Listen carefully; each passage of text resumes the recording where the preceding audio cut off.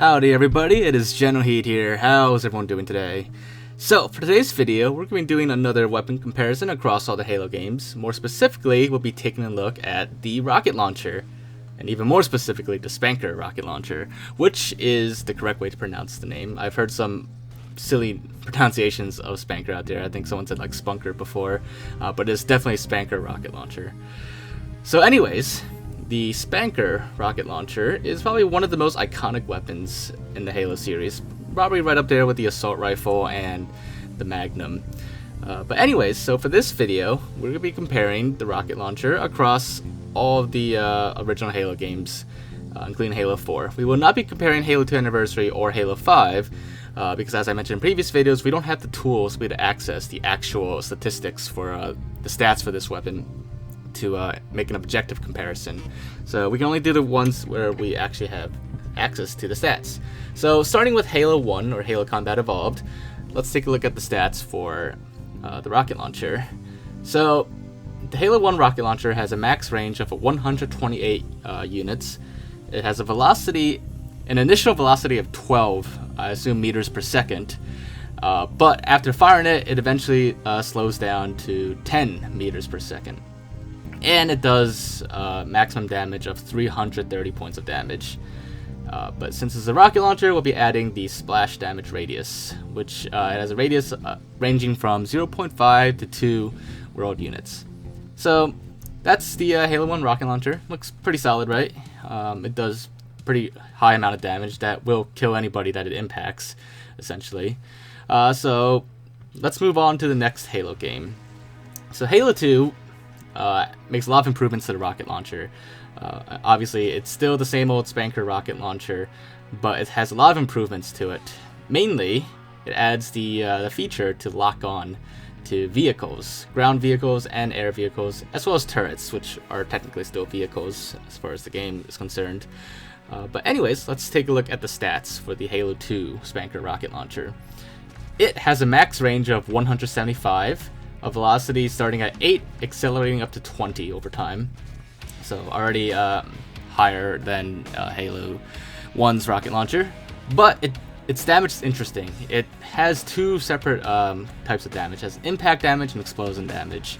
Its impact damage does 150 points of damage, which means the rocket itself, when it hits something, does that much damage. And then when it explodes, it does another 200 points of damage. So I'm not sure if like the damages stack. I can only assume they do, in which case if they do, then it's 350 points of damage total. I could not find any impact damage numbers for Halo 1, so I don't think Halo 1 rockets do impact damage, but I am not sure about that. So as far as the impact damage number goes, interpret it how you want, I guess, but I'm gonna say the explosion damage is a little more important. And the radius, it goes from 1 to 2 world units, so it has a much bigger splash radius. So, next game we're going to be taking a look at is Halo 3. The rocket launcher, once again, retains the classic design, of course, because it is very iconic. And, however, it has a few downgrades from Halo 2. Namely, it removes the ability to lock on to vehicles. But it's still, pretty decent. It has the same max range as Halo 2, 175. Its velocity is a little reduced, though. It has the same initial velocity at 8 meters per second, but it only accelerates up to 16 instead of 20 from Halo 2. So, in the long run, it's a little slower than Halo 2's rockets. And it does 240 points of damage when it explodes. Like Halo 1, I could not find any numbers for impact damage, so I guess that means if you took off explosion damage, if the rocket hit you, it wouldn't do any damage from the impact itself. But again, that I'm not 100% sure on. But at least we know when it explodes, it would do 240 points of damage. And likewise, when it explodes, its splash damage has a radius of about 0.9 meters to 2. So at minimum, it actually has a smaller radius than Halo 2's. But still higher than Halo 1. So the next Halo game in the sequence is ODST, but since ODST is essentially Halo 3, just with different gameplay and different campaign and stuff, The rocket launcher in Halo 3 ODST is the exact same as Halo 3's, so we will be skipping ODST for this comparison and just filing it under the same category as Halo 3's rocket launcher. So now that we're past ODST, we are going to move on to Halo Reach, Bungie's last Halo game, which does bring back the rocket launcher again, but it also brings back another important feature from Halo 2, which is the ability to lock on to vehicles, all vehicles I believe, in Halo Reach. So it is pretty similar to Halo 2's rocket launcher. But let's look at the stats. So the range is still the same, 175 for its max range. Its velocity starts at 8 meters per second and goes up to 16, so it's basically the same as Halo 3's velocity. But it has impact and explosion damage again, like in Halo 2. So if the rocket impacts you, it will do 200 points of damage, and then when it explodes, it does another 240 points of damage. So if you want to say it does 440 points of damage, then I guess that would make sense as far as these numbers are concerned. And then with the splash damage radius, it ranges from 0.75 meters to 2.5 meters from the center of the explosion. So its maximum explosion radius is higher than all the other previous Halo games, but its minimum radius is lower than Halo 3's and 2's, but still higher than Halo 1. So that's it's still pretty decent. It's not bad, and it has the lock-on feature again, which is very useful. Now, after Halo Reach, the last Halo game that we can actually take a look at for the stats is Halo 4. So with the Halo 4 rocket launcher, it is still overall, the design's been updated a little bit, the art style has changed a little bit, but it's still recognizable as a Spanker rocket launcher. But as far as like how it works, it's actually still pretty similar to Halo Reach's rocket launcher. So anyways, let's take a look at the numbers for this rocket launcher. The Halo 4 Spanker rocket launcher, once again, has a max range of 175 meters. Its velocity starts at 10 and then accelerates up to 20 over time. And it also has impact and explosion damage. So impact damage is 200, and then when it explodes it's 240, just like Halo Reach.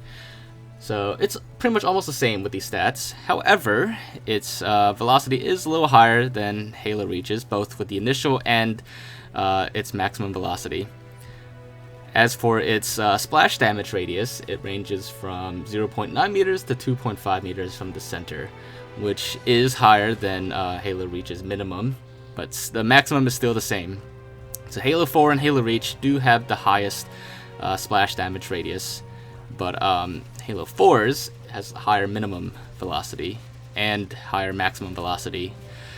So yeah, I would say the Halo 4 rocket launcher is a little better than Halo Reach's. Now then, with all of these numbers in mind, which one is actually the best?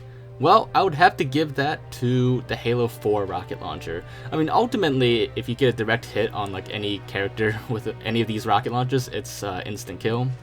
But the Halo 1's rocket launcher, it has the lowest range and the lowest speed, maximum speed, because it actually slows down after you fire it, unlike the other ones, which can accelerate faster. But Halo 4's, it accelerates up to 20, which is one of the fastest, just like Halo 2's. It also has the lock-on feature for air vehicles, but if you want to combine impact and explosion damage, then the combined damage for Halo 4's rocket launcher is 440, compared to Halo 2's combined 350.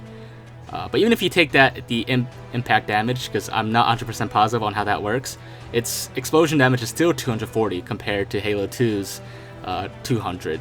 So it does do more damage there. Now, without any impact damage, Halo 1's rocket launcher technically does 330 points of damage, which is the most for the explosion. But, at that point, damage doesn't really matter because it's pretty much instant kill. All the other stats for Halo 4's rocket launcher, its velocity, its splash radius, its maximum range, all make it a lot better than Halo 1's rocket launcher. And if you throw in the impact damage, then it's much better than the 330 points of damage. So, yeah, so with that in mind, I would say that Halo 4's rocket launcher is probably the best out of all the classic Halo games.